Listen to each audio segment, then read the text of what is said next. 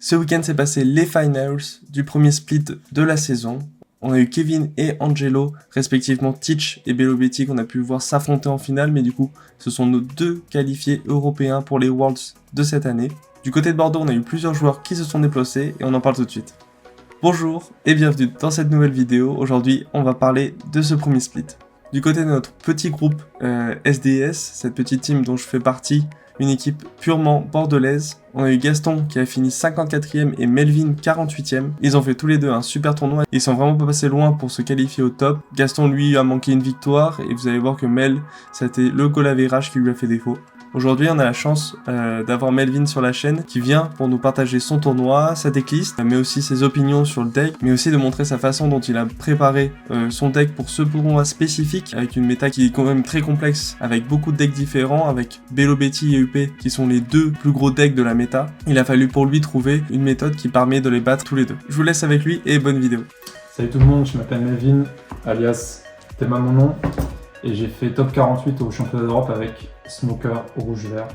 Je vous explique la decklist et les match-ups que j'ai rencontrés. Donc c'était 9 rondes. J'ai affronté en premier Luffy UP, j'ai gagné. Ensuite un autre Luffy UP que j'ai perdu parce que vraiment j'ai eu beaucoup de briques dans le deck. C'est assez rare que le deck sorte très mal, mais bon, ça arrive d'avoir 9 cartes et 9 briques dans la main et du coup vous pouvez pas gagner. Le troisième game, j'ai perdu contre Buggy.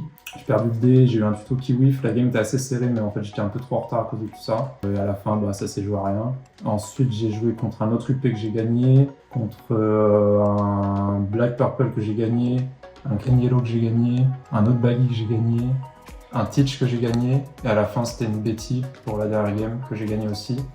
Je termine en 7-2, c'est suffisant normalement en termes de victoire pour passer, mais j'avais un goal average un peu merdique donc c'est pas passé. Je pense que Smoker c'est un bon choix dans la méta pour plusieurs raisons. La première c'est que le deck est super fun, moi j'aime beaucoup jouer le deck. C'est un bon match-up c'est un match-up ok contre Luffy UP. Ça dépend avant tout de notre sortie, pas de la sienne. Si on fait une très bonne sortie, même s'il fait une bonne sortie, il peut pas survivre à notre sortie. Contre Betty c'est un peu dur, mais on a quelques tech cartes que vous allez voir pour ça. Contre Baggy c'est plutôt bon. Contre GP, PB et même Pluffy c'est plutôt bon. Contre Teach c'est plutôt bon aussi. Et donc globalement c'est un deck qui va, si vous sortez bien, vous allez pouvoir vous en sortir contre tout le monde. Tuto Vergo, on a un package Punk Hazard donc ça fait sens. À quoi on ajoute 4 tutos Kujaku. J'hésitais à en sortir une, mais la carte est trop importante, non seulement pour toucher vos Smokers Tashigi qui sont les cartes les plus importantes, mais c'est aussi une carte très cool pour aller chercher des paliers sur des timings où vous avez besoin d'un plus 1000 pour aller chercher un palier sur un UP avec le Smoker ou autre. C'est aussi une carte qui est très importante, qui est très utile pardon, pour aller au létal. Si par exemple vous avez un full board et que vous n'avez pas de rush en main, vous allez pouvoir faire des choses, vous allez poser la Kujaku pour value votre effet leader. Et du coup ça permet de gagner un don, c'est assez fort. 3 monnaies, beaucoup en jouent 2 mais je trouve que la carte est super forte, super impactante dans plein de match-ups. Et c'est une carte que l'adversaire ne peut pas trop ignorer, donc en plus, souvent il va taper dedans, donc c'est comme si c'était un bloqueur. J'en joue 3 parce qu'en plus ça synergise avec Molgun pour aller chercher des 8000, par exemple Katakuri 8 ou même Smoker dans le miroir. Et aussi ça synergise bien avec Borsalino, vous allez voir plus tard. Que 300J, la carte est bien, mais c'est pas une carte qui est indispensable on va dire dans beaucoup de match-up, donc je pense que 3 c'est suffisant et il faut faire de la place pour toutes les tech cartes qu'on rentre derrière. 4 Chopper parce que c'est le meilleur compteur 2000 de bloqueurs que vous pouvez jouer. Voilà, 4 Smokers, 4 Tashigi, ça bouge pas.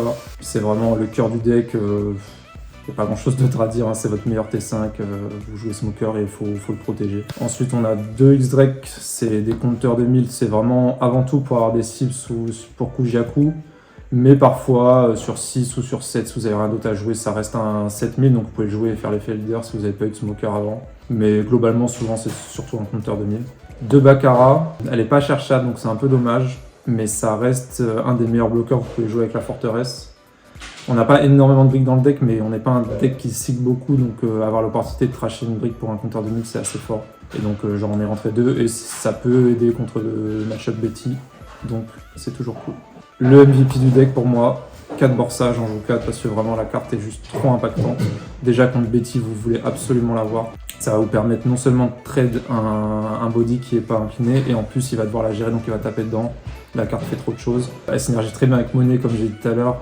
Vous pouvez poser sur 3, vous avez setup une monnaie sur 2, vous posez ça sur 4 et vous pouvez gérer ce que vous voulez. Contre UP également, si vous êtes en 2 secondes et que sur 3 il pose 0 Joro, vous pouvez faire poser ça sur 4 et taper à 6 dedans et ça va lui deny le ramp ou alors il est obligé de larguer 2 cartes pour le défendre.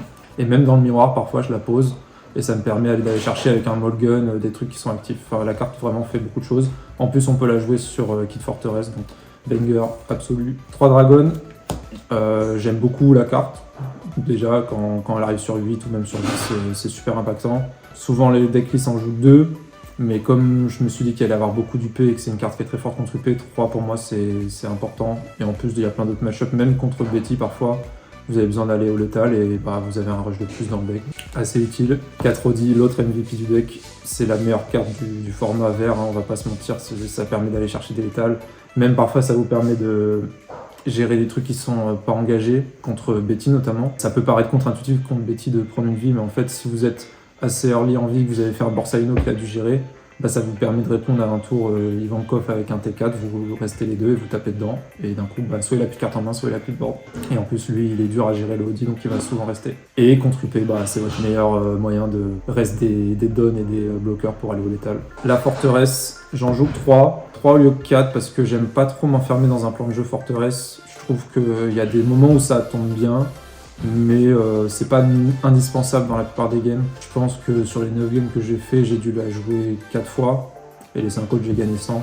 Ça reste parfois dans certains match-ups une très bonne sortie, mais c'est pas indispensable, et 3 en général j'en vois une par game, donc ça me suffit. 3 Mulligan, le spell est super fort, ça vous permet de gérer beaucoup de 7000 de la méta, donc contre GP son Sandy Pudding, contre PB son Luffy Bière, même dans le miroir parfois son Smoker si vous avez une monnaie, ou même s'il est incliné vous pouvez taper dedans. Contre la forteresse c'est super fort parce que vous mettez moins 5000 et vous tapez dedans. Ça m'arrive même de le faire parfois contre UP s'il a un T9 engagé et que j'ai envie de reprendre le board. Normalement on tape peut-être contre UP, mais parfois ça peut être intéressant de maintenir le board et donc de mettre un moins 5000 et de taper avec le leader dedans. J'en avais 4 avant, j'en ai enlevé un parce que il fallait faire de la place pour le reste, et c'est pas une super carte contre UP non plus, ça peut être utile mais c'est pas indispensable, donc 3 c'est suffisant pour moi. Et la dernière carte c'est le spell à 2, du coup j'en ai rentré un troisième à la place de Molgun.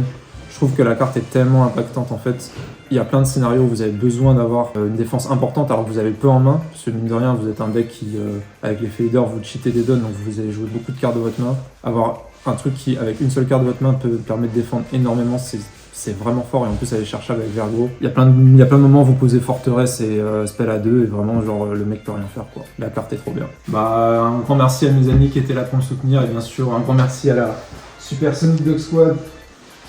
Let's go.